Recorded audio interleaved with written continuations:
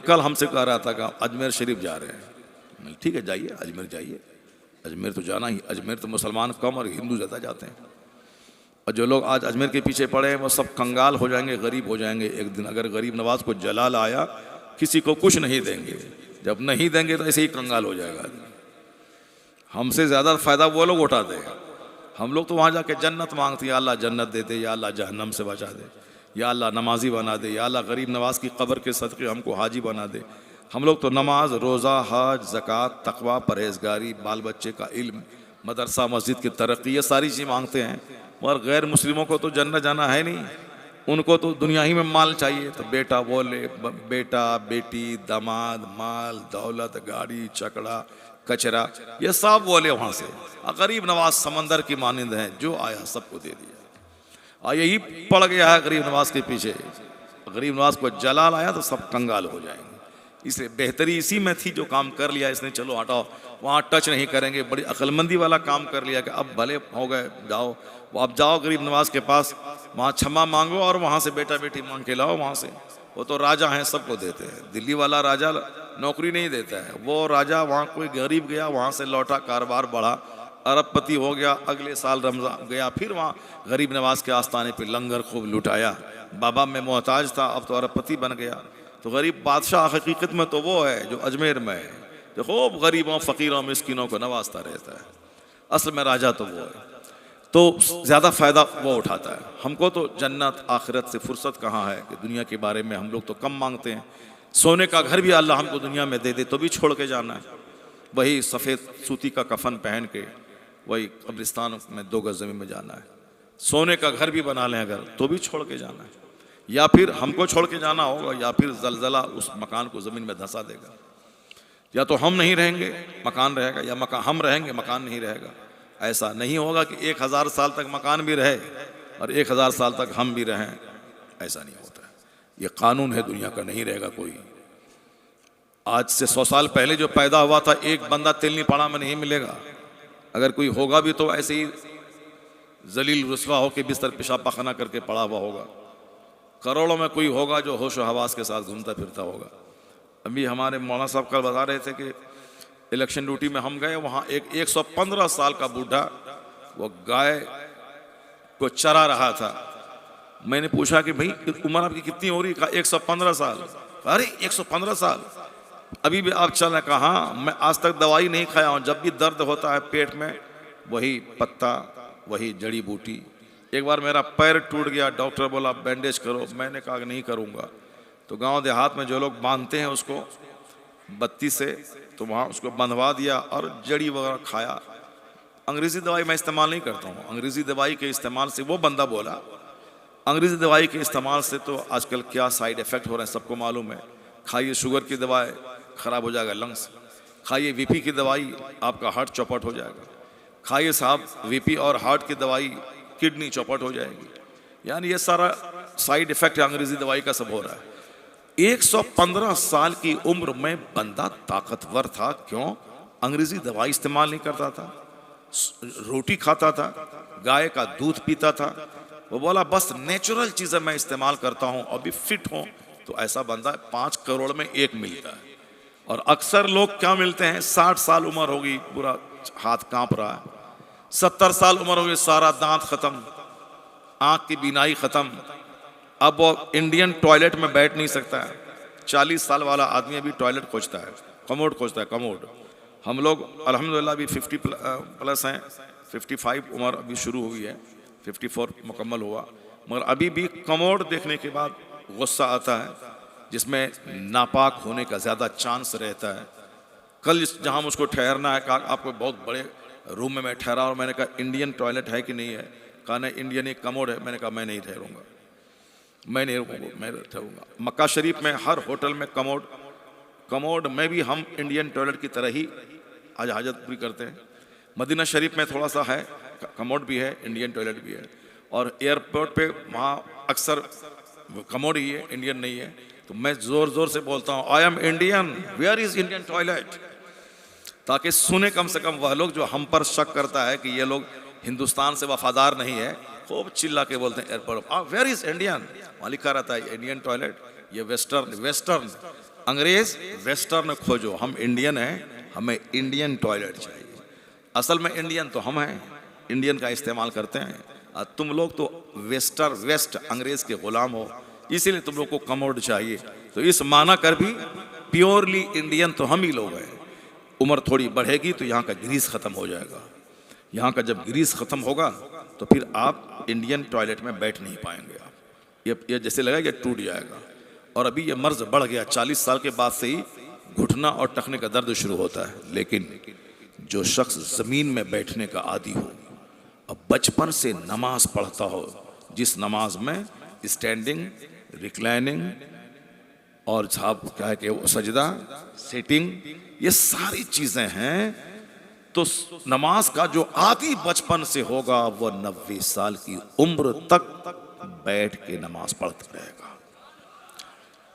आज आंख 40 साल के बाद आंख शॉर्टेज कर रही है, चश्मा लगाइए या फिर मोतियाबिंद का ऑपरेशन करवाइए।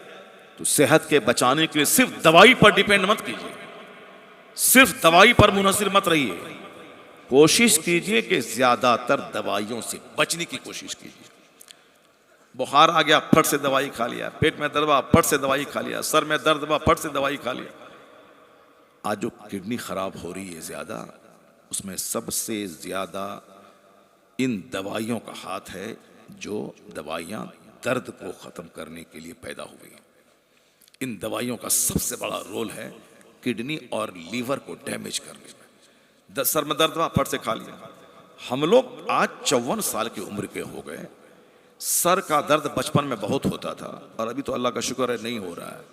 लेकिन उस वक्त भी दर्द झेल लेते थे, 2-3 दिन तक परेशान रहते थे, लेकिन दवाई नहीं खाते थे। और आज अल्हम्दुलिल्लाह 54-55 साल की उम्र हो गई, आज भी छोटे छोटे लोग सर में दर्द, दवाई खा लिया, पेट में दर्द, दवाई खा लिया, लूज मोशन हुआ, फट से दवाई खा लिया। आज भी अगर कभी कभार मैं साल 2 साल में 6 महीने का अगर लूज मोशन हुआ तो भी दवाई नहीं खाता हूं। 1 दिन 2 दिन खाना छोड़ दिया सुबह से लेकर शाम तक, बस फौरन ठीक हो गए। बुखार आया, बस फट से दवाई खा लिया। ये फट से दवाई खाने वाली आदत ने आदमी की किडनी और लीवर को चौपट कर दिया। इसलिए फौरन दवाई मत खाइए। जहां सर में दर्द हो उसका तजर्बे का इलाज मैं बताता हूं। सर में अगर दर्द हो तो नमाज तो अगर नहीं पढ़ते नमाज शुरू कर दी, और नमाज में सजदा थोड़ा लंबा कीजिए। ये मेरा तजुर्बा है कि लंबा सजदा करने से सर का दर्द में आराम मिल जाता है। बिल्कुल आप आजमा लें इसको। पहले तो हमको इसका आइडिया कम था, नमाज तो बचपन से पढ़ रहे हैं, कोशिश करते हैं कि हमेशा पढ़ते, अल्हम्दुलिल्लाह सफ़र में, हज़र में, ट्रेन में, फ्लाइट में कोशिश करते हैं कि पढ़ें। लेकिन पहले ये तजर्बा नहीं था कि लंबा सजदा करने से सर में दर्द खत्म हो जाता है। सजदा करना है, कर रहे हैं, नमाज पढ़ना, सजदा कर रहे हैं, लेकिन बीच में जब चूंकि हम उस पर खिताब करते हैं कि रुकू का क्या फ़ायदा है, वज़ू का क्या फ़ायदा है, साइंटिफिक बेनिफिट पे पहले बहुत तकरीर करते थे। कुरान साइंस, हदीस साइंस, नमाज साइंस, रोज़ा साइंस, अभी भी बोलते हैं कभी कभी, ताकि जो साइंस पढ़ने वाले बच्चे हैं उसको लगे कि हाँ मज़हब इस्लाम का जो कानून है वो जन्नत ले जाने वाला भी कानून है और दुनिया में भी हेल्थ और वेल्थ देने वाला कानून है। ताकि इस तरह शौक से वो नमाज के आदी बने। बोलते थे, मगर मेरा अपना ज़ाती तजर्बा नहीं था। जब एक बार सर में शदीद दर्द हुआ और मैंने सजदा थोड़ा लंबा किया, उसके बाद रिलीफ महसूस हुआ। फिर उसके बाद से मैं लोगों को कहता हूं कि सर में दर्द हो तो फौरी दवाई नहीं खाएं, कोशिश करें कि सजदा आपका लंबा हो जाए। उस लंबे सजदे की बरकत से सर का दर्द खत्म हो जाए। मैंने 1-2 आदमी से कहा, उसने भी इसको आजमाया। आजमाने के बाद उसने मुझको कहा फ़ोन करके, हज़रत आपका नुस्खा बड़ा कारआमद रहा।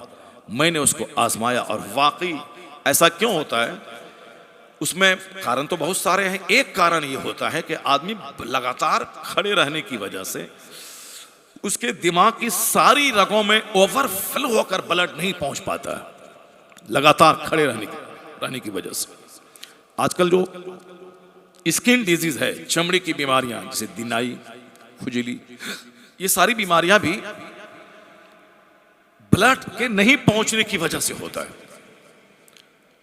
मैंने एक जगह पढ़ा कि अमेरिका में एक शख्स कहा कि हमारे अमेरिकी भाई चेहरे के पॉक्स की बीमारी में मुलविस हैं, चेहरा खराब हो रहा है।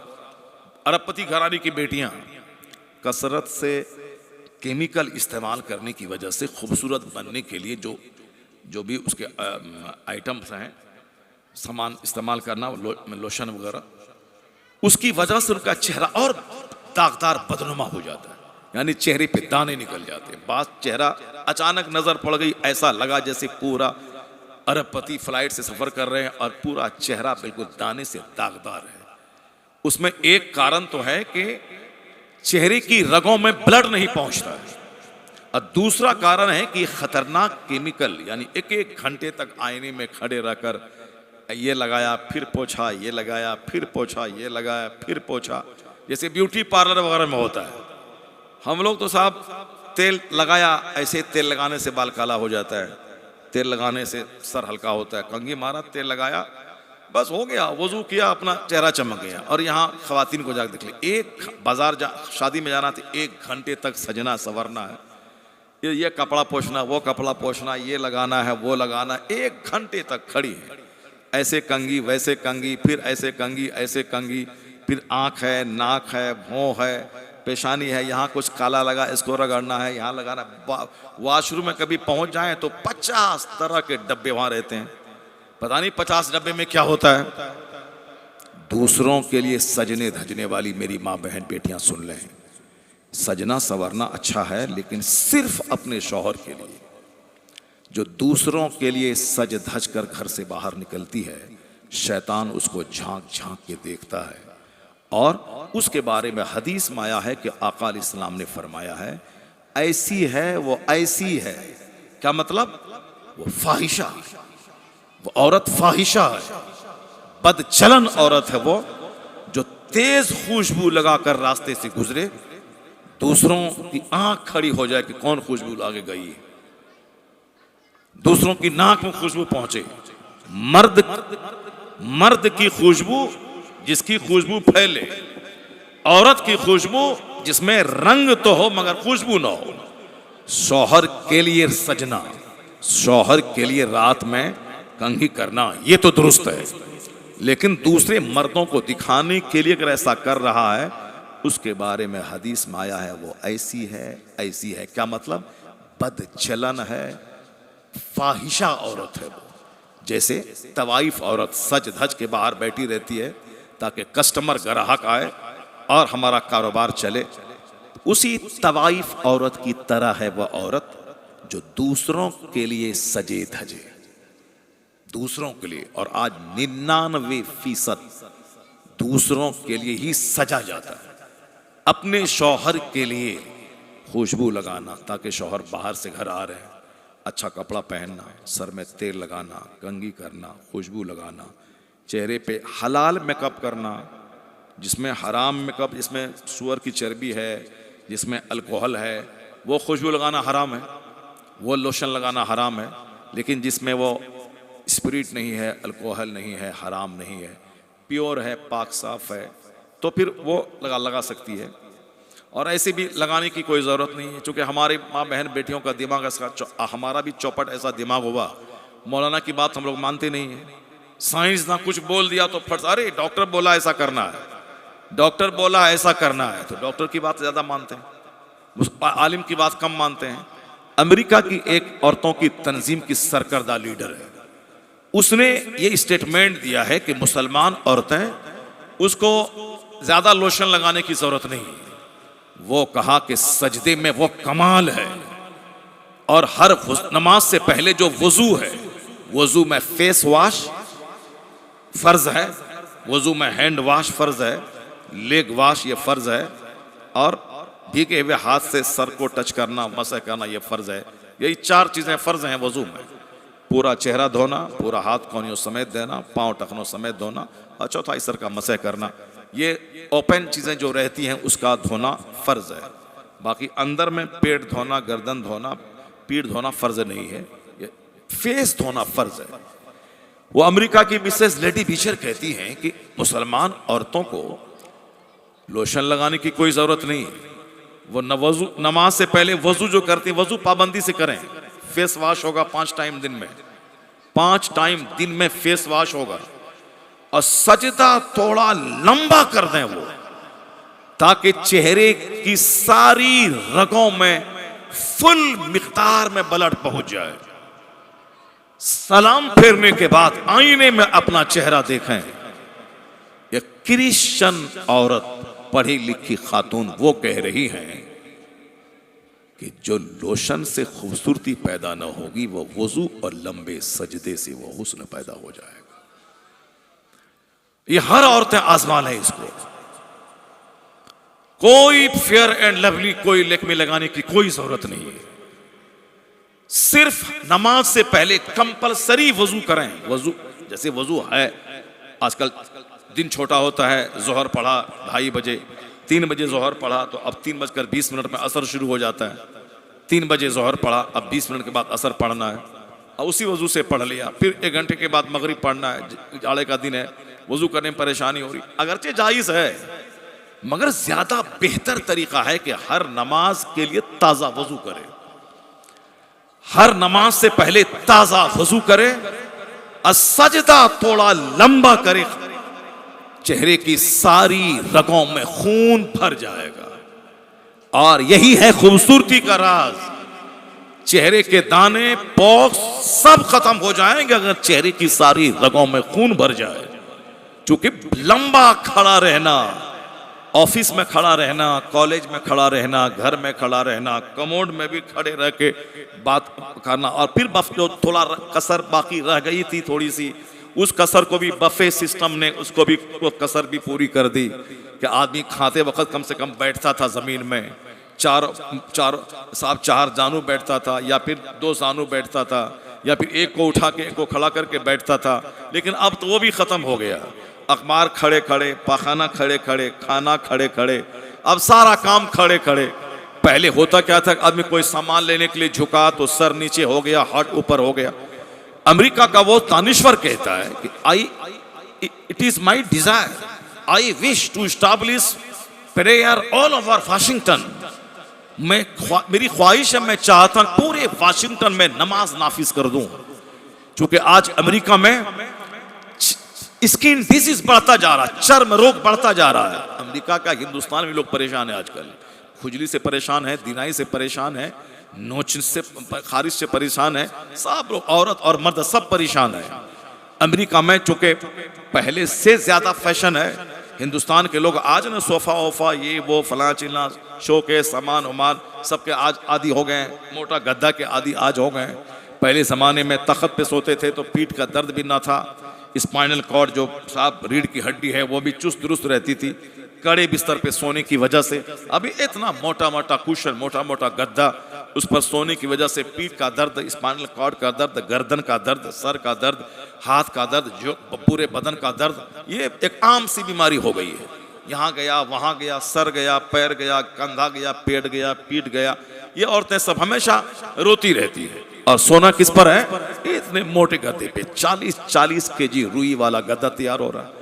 पहले 4-5-6 केजी में रुई में गद्दा तैयार हो जाता था, अभी 50-50 केजी का गद्दा तैयार हो रहा है। अब तो वो रुई वाला गद्दा, चलो कुछ खैरियत भी उसमें है, लेकिन अब उसकी जगह पे फोम आ गया है।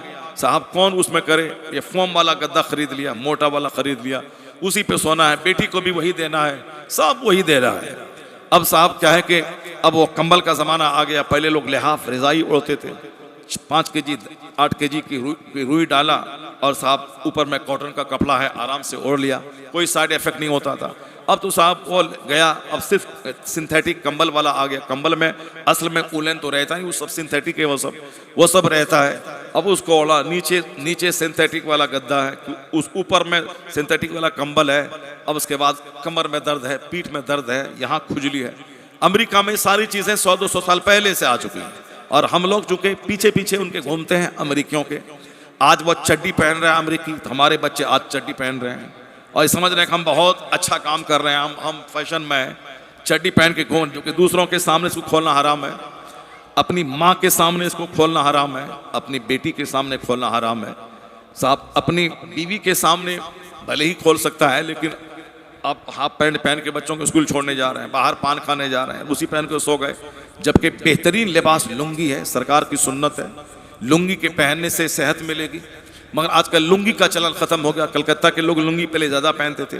कलकत्ता की लुंगी मशहूर है पूरे हिंदुस्तान में। यहाँ की लुंगी दुबई में मिलती है साहब। यहाँ की लुंगी चेन्नई से यहाँ आती है, कच्चा माल आया, यहाँ लुंगी तैयार हुई, फिर चेन्नई और कलकत्ता, यही तो है। मगर यहाँ के लोग भी अब चड्डी पहनना शुरू कर दिया। वो हाफ पैंट पहन के बाजार, हाफ पैंट पहन के स्कूल, हाफ पैंट पहन के पान की दुकान पे। अब लुंगी बोझ समझने लगे, जबकि लुंगी सबसे बेहतरीन लिबास है। लुंगी सरकार की सुन्नत है। लुंगी में बड़ा अमन है। औरतों का ढीला ढाला कॉटन का कपड़ा, उसमें सेहत मिलेगी। अब चुस्त लिबास पहना, चुस्त जीन्स, चुस्त टी शर्ट, चुस्त साहब चूड़ीदार, चुस्त शलवार, चुस्त कुर्ता, इसी में और फिर वो सिंथेटिक कपड़े का। अब बदन में खुजली हो रही है, डॉक्टर के पास लेके चलिए। अब यहाँ नहीं, वो ब्लड टेस्ट कीजिए। अब साहब उसके पास चले, बड़ा चर्म रोग विशेषज्ञ है वहाँ पे, जकरिया स्ट्रीट में, वहाँ चलिए। अब रो रहे हैं, बदन हाथ नोच रहे हैं, लेकिन ये बीमारी हुई क्यों, उस पर कभी गौर नहीं करते। इस्लाम चूंकि जन्नत जाने का पैगाम देता है, लेकिन जो जो काम जन्नत ले जाने वाला बताता है इस्लाम, हर काम का वर्ल्डली बेनिफिट भी होता है, दुनियावी फायदा भी होता है कि इस पर अगर अमल किया तो जन्नत वहां मिलेगी, सेहत यहां मिलेगी, तंदुरुस्ती यहां मिलेगी, राहत यहां मिलेगी, इंजॉय यहां मिलेगा। इस्लाम के कानून से हटकर सेहत नहीं मिलेगी, इज्जत नहीं मिलेगी, राहत नहीं मिलेगी, सुकून कल्ब नहीं मिलेगा। और जो इस्लाम को फॉलो नहीं करेगा तो मरने के बाद वहां खरबों साल की आग में जलता रहेगा। इसलिए हुजूर के तरीके की पैरवी में दोनों जहान का सुख का राज छुपा हुआ है, दोनों जहान का सुकून छुपा हुआ है। आपने सुना बेंगलोर में एक इंजीनियर ने खुदकुशी कर ली 10 दिन पहले, खूब वीडियो वायरल हुआ। 1 घंटे का वीडियो उन्होंने रिकॉर्ड किया, उसके बाद छोड़ दिया। हम क्यों खुदकुशी कर रहे हैं? बीवी की वजह से तंग आ गए, जज पैसा मांग रहा है, रिश्वत मांग रहा है। अब बीवी की वजह से झुंझला के जहर खा के मर गया। और रिपोर्ट ये आई कि लगभग 80 लाख लोग इतने साल के अंदर में सुसाइड करके, जहर खा के, फांसी के फंदे पे लटक के, डूब के मर गए। 80 लाख लोग, जिसमें मैक्सिमम केस था औरतों और शौहर बीवी के झगड़े का, मैक्सिमम केस ये था। और आज से 5 साल पहले हमने सुना था मुगल सराय में एक मौलाना साहब अपनी बीवी की वजह से फांसी लेके मर गए। ये इंजीनियर डॉक्टर फांसी लेके मरते हैं, उतना सदमा नहीं होता है, लेकिन अगर कोई मौलाना साहब ऐसा कर लेते हैं तो समझ में तो बहुत तबीयत खराब होती है, झुंझलाते हैं। क्योंकि साहब जिसके दिल में सब्र नहीं है, जहां कनात नहीं है, जिनको मरने के बाद हिसाब नहीं देना, जहां का एक दिन 50,000 साल के बराबर है, वहां फेस नहीं करना है, जिसका ये मानना है कि नहीं मरने के बाद कुछ नहीं होता, चलो वो जहर खा के मरे, वो साहब गाय का मूत्र पिए के, ऊंट का पेशाब पिए के, वो साहब गोबर को लपेट के रखे, कुछ भी करे, उससे बहस नहीं। लेकिन जो ये कहता है कि मरने के बाद कब्र में फरिश्ते आएंगे, सवाल जवाब होगा, कयामत कायम होगी, वहाँ हिसाब किताब होगा, वहाँ का एक दिन 50,000 साल का होगा, अगर जन्नत मिल गई तो सदा के लिए जन्नत, अगर जहन्नम मिला तो सदा आग में जलते रहिए। दुनिया में तो 70 साल में 15 साल का बचपन, 25 साल की जवानी, फिर 10-20 साल का बुढ़ापा, बचपन खेल तमाशा, जवानी में रगड़ घस करके कमाना, बुढ़ापे में 1 दर्जन बीमारी और दवा का पुड़िया लेके बैठ जाना। 70 साल हो गए, फरिश्ता आया, चलिए मरिए, और कब्रिस्तान में जाके सूती का कपड़ा पहन करके और 2 गज जमीन के नीचे सड़ने के लिए चले जाइए। यही है जिंदगी का मतलब। डीएम रहिए वही काम, एसपी रहिए वही काम, प्रधानमंत्री रहिए वही काम। मनमोहन सिंह 10 साल तक प्रधानमंत्री रहे और साहब न जाने क्या क्या काम किया। अब वो काम हो गया, अब काम तमाम हो गया, आज चले गए वो, अब चले गए, अब कहाँ चले गए, अब समझ रहे हैं कहाँ चले गए। अब यह 10 साल प्रधानमंत्री रहना क्या काम दिया। अब असल आराम तो वहाँ का है। हाँ, कोई अगर ये बोलता है कि वहाँ कुछ नहीं होता, सड़ गया, गल गया, खत्म हो गया, चलो उस दीवाने से कोई बहस नहीं है। लेकिन जो मुसलमान ये कहता है कि मरने के बाद हिसाब किताब होगा, वहाँ दोबारा जिंदा करके सवाल पूछा जाएगा कि तुमने जिंदगी किस काम में गुजारी, तुमने जवानी को किस काम में लगाया, माल कहाँ से तुमने कमाया, माल को किस रास्ते में खर्चा किया, और जो कुछ तुमको सिखाया गया, बताया गया, जो तुमने पढ़ा, उस पर कितना अमल किया। ये 5 सवाल हैं। 2 सवाल को एक जगह जमा कर दें तो 4 सवाल हो जाते हैं, अब उसको अलग अलग कर दें तो 5 सवाल। क़यामत के दिन बंदे का पांव अपनी जगह से 1 इंच नहीं हटेगा जब तक के 5 सवाल के जवाब नहीं दे दें। फर्स्ट, अन उमर ही फीमा अफना, अबाउट योर लाइफ, तुम्हारी जिंदगी के बारे में, यह कीमती जिंदगी किस काम में गुजार दी। डीएम बनते हुए, लायर बनते हुए, नेतागिरी करते हुए, झूठ बोलते हुए, ताड़ी शराब पीते हुए, डेली चटकल जाना आना, महीने में तनख्वाह उठाना, 15 दिन में बाल बच्चों को खिलाना पिलाना, बस उसी के करते मर गए। न नमाज, न रोज़ा, न हज, न ज़कात, न तस्बीह, न दुआ, न दरूद, न आंसू, न अल्लाह का डर, बस जाना डेली, हफ्ते में पैसा उठाना है, बाल बच्चों को खिलाना है, बीवी को साथ में लेके घूमने जाना है, बाल बच्चों को स्कूल में पढ़ा के बेनमाजी उसको बना देना है। किस काम में जिंदगी गुजारी, ये सवाल का जवाब बंदा को देना होगा क़यामत के दिन। अन उमर ही फीमा अफना, about his life, how he passed it, जिंदगी का सवाल होगा, कैसे तुमने जिंदगी गुजारी। मुंह देखते हुए, बाजार घूमते हुए, गुटखा खाते हुए, शराब पीते हुए, लड़ाई झगड़ा करते हुए, ससुर से लड़ते हुए, अपने पड़ोसी से झगड़ते हुए, सीना तान कर चलते हुए, दूसरों को कष्ट पहुंचाते हुए, हराम खाते हुए, 3-3 घंटा सिनेमा हॉल में बैठकर सिनेमा देखते हुए, ये कीमती जिंदगी। थोड़ी सी खुजली हो जाए तो जीना हराम हो जाए, आंख में थोड़ा सा तिनका घुस जाए तो जीना हराम हो जाए। 3 घंटा सिनेमा हॉल में बैठकर बंदा पैसा दे करके आंख की ज़िनाकारी का गुनाह करता रहा। क्या समझ रहे हैं आप?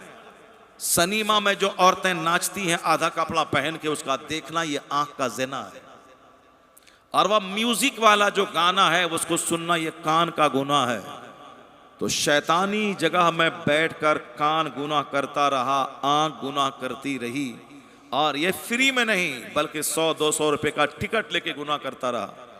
जलसे में कुर्सी लगी है, चारों तरफ से शामियाना लगा है, अच्छी अच्छी बातें सुनना है, जिंदगी कैसे गुजारें, कैसे दुनिया में रहें, कैसे जन्नत जाएं, कैसे अच्छी जिंदगी गुजारें, यही सारी बातें बताई जाती हैं। इसी बातों को सुनने के लिए शिव खेड़ा अमेरिका का एक बहुत बड़ा दानिश्वर है, उसके प्रोग्राम में लोग 1.5 लाख रुपए दे के, कलकत्ता में उनका प्रोग्राम होता है साल में एक बार, कलकत्ता में, चेन्नई में, बेंगलोर में, उसका बहुत बड़े 5 स्टार होटल में प्रोग्राम होता है। अरबपति, खरबपति, करोड़पति 1.5 लाख 2-2 लाख का टिकट उसमें लेते हैं, तब जाके बैठते हैं। और वो शिव खेड़ा एक किताब लिखा है, हाउ कैन आई विन, जीत किसकी, ये किताब उसकी बहुत करोड़ों में किताब बिकती है उसकी, बड़ी अच्छी किताब है। हमने वो किताब पढ़ी है, अब कहीं कहीं से पढ़ा है, अच्छी किताब है। और उसमें अखलाकी टिप्स बताया गए, अच्छा स्पीकर कैसे बने, एक अच्छा डॉक्टर कैसे बने, एक अच्छा लीडर कैसे बने, एक अच्छी कंपनी का मैनेजर कैसे बने, वो सारा तरीका बताता है। और उसको सुनने के लिए 1.5 लाख रुपए का टिकट लेके लोग उस हाल में जाते हैं, और वो 1 घंटे 2 घंटे सुनाता रहता है, अपना करोड़ों रुपए बटोरा, चला गया फिर बेंगलोर। वो सारा प्रोग्राम उसका सेट है। हवाई जहाज़ में जो बुक्स रहता है, मंथली बुकलेट हवाई जहाज़ में, एयर इंडिया का, स्पाइस जेट का, इंडिगो का, एयर इंडिया एक्सप्रेस का, वह सब की किताब में उसका प्रचार रहता है। हवाई जहाज़ से सफ़र करते हैं, उसको पढ़ते हैं, उसमें वहाँ से पढ़ने के बाद पता चलता है शिव खेड़ा अभी कहाँ है, तो 10 दिन रहेंगे बेंगलोर में, 5 दिन रहेंगे बम्बई में, 5 दिन रहेंगे कलकत्ता में, 5 दिन रहेंगे दिल्ली में। और उसमें यह भी लिखा रहता है कि अव्वल कुर्सी पर जो बैठेंगे उसकी फ़ीस है इतना रुपये, लाख रुपए, जो बीच में रहेंगे उसकी फ़ीस है इतनी, जो सबसे लास्ट में बैठे उसकी फ़ीस है इतनी। 1.5 लाख रुपए दे के लोग बैठकर उनका भाषण सुनते हैं। और भाषण में क्या बोलता है, वही हम लोग जो बोलते हैं, जो बातें हम लोग कहते हैं, अखलाकी बातें, सामाजिक बातें, रिफॉर्मेटिव बातें, इस्लाही बातें, यही सारी बातें वो करता है वो बंदा। कैसे एक अच्छा बिजनेसमैन बने, जो गुस्सा ज़्यादा करता है, जो वर्कर को सताता है। बड़े बड़े अरबपति दिवालिया हो गए, वो बताते हैं कि अपने वर्कर को अपने बेटे के समान इज्जत दें, कस्टमर को मुस्कुराते हुए उसका इस्तकबाल करें। वो अगर 50 कपड़े भी अगर फैला दिए हैं, नहीं लिया तो लड़े मत, आज नहीं लिया है कल वो वापस आपके पास आएगा, 50 आदमी को लेके आएगा। वक्ती तौर पर किसी एक ग्राहक को आप लूट करके ले लें, 10 का सामान 1000 में बेच दें, एक ही दिन ठग सकते हैं, उसके बाद दुकान आपकी दिवालिया हो जाएगी। अगर आप चाहते हैं कि आपकी दुकान पे हमेशा भीड़ लगी रहे तो उसके लिए सब्र करना होगा, थोड़ा ग्रेजुअली, स्लोली, धीरे धीरे। ऐसा नहीं कि आज बैठे और आज ही कस्टमर की भीड़ लग गई, नहीं हुई दुकान बंद करके भाग गए, दिल्ली चले गए, दूसरा काम करेंगे, दुकान नहीं चल रही है, जैसे मुसलमान लोग करते हैं। आज लेके बैठा, 10 दिन के अंदर नहीं बिका, दुकान बंद किया, चला गया। एक मौलवी साहब रहता था सीवान में, बोला नहीं ये मस्जिद में लोग बड़ा तंग करते हैं, अब बिजनेस करूंगा। वहाँ से आया, पैसा कौड़ी लेके बेचारा दुकान खोला। वो हमारे गांव का आदमी है, दुकान खोला। दो चार महीना तो नहीं, 1-2 महीना रहा, उसके बाद फिर दुकान बंद करके फिर वो मत चला गया मस्जिद में। बोला ना जो मज़ा वहाँ है सो मज़ा यहाँ नहीं है। तो ऐसा नहीं होता है कि सब आज दुकान खोल के बैठे और आज ही ग्राहक की भीड़ लगने लगे, अरबपति बन जाए। नहीं, सब्र करना पड़ता है, सब सब्र करना पड़ता है, सब्र करना पड़ता है, बहुत सब्र करना पड़ता है, सीने पर पत्थर रखना पड़ता है। आप रोजाना 6 बजे दुकान खोल रहे हैं, एक भी कस्टमर नहीं आता हो, मगर 1 साल होते होते आपकी दुकान में भीड़ लगने लगेगी। जब पता चलेगा कि फला दुकान में सामान मिलता है 7 बजे, शहर की सारी दुकानें बंद रहेंगी, वो दुकान खुली है, तो बंदा 1 किलोमीटर दूर से उसको 6 बजे सामान चाहिए तो लेने के लिए उस दुकान में जाएगा। हम अक्सर अपने इलाके में अपनी गाड़ी से सफर करके तकरीर करने जाते हैं, 100 किलोमीटर, 150 किलोमीटर। एक चाय वाला है, चाय मंदिर के बगल में दुकान उसकी है। पहले तो जाते नहीं थे कि पता नहीं दुकान किसकी है, लेकिन बाद में पता चला मुसलमान की दुकान है। तो वहाँ हमेशा जब भी आए 3 बजे, 4 बजे भोर में, 2 बजे लौटे, वहाँ चाय पीना है। चाय बड़ी ज़बरदस्त बनाता है वो। बताया कि हजरत वो दुकान 24 घंटे खुली रहती है उसकी, और शिफ्ट बटा हुआ है, 6 घंटे ये भाई, 6 घंटे ये भाई, 8 घंटे वो भाई, मगर 24 घंटे दुकान खुली रहती है। कहा मालूम है आपको, 15-30 चक्के वाला ट्रक इसके पास है, 15 ट्रक 30 चक्के वाला इनके पास है। देखने में फटीचर लगता है, सिर्फ चाय बनाता है, बस बिस्किट फिस्किट, थोड़ी सी मिठाई कुछ रख लेता है, मगर चाय इतनी अच्छी बनाता है कि हर वक्त रात दिन भीड़ लगी रहती है। जिस वक्त चाय पीना हो, 2 बजे, 3 बजे, 4 बजे, 5 बजे, पूरे शहर में कहीं भी मेहमान आया, आदमी कार पे बैठा वहीं पे आ गया दुकान पे। ऐसा नहीं कि आज जो भीड़ लगी, कल दुकान खोला आज भीड़ लगने लगी, नहीं। आज उनको 25 साल से वो दुकान चला रहे, एक उसूल पर कायम है कि एक कस्टमर रहे ना रहे, कड़ाके की सर्दी हो, बारिश हो, गर्मी हो, दुकान 24 घंटे खुली रहे, तब दुकान चलती है। ये सारा पैगाम शिव खेड़ा बताता है, ये सारा प्रोग्राम शिव खेड़ा। और हाउ कैन आई विन, उसकी किताब अंग्रेजी में करोड़ों की तादाद में छपी है, बिक रही है और वो चलती रहती है। लोग माशाअल्लाह, हाँ इंशाअल्लाह।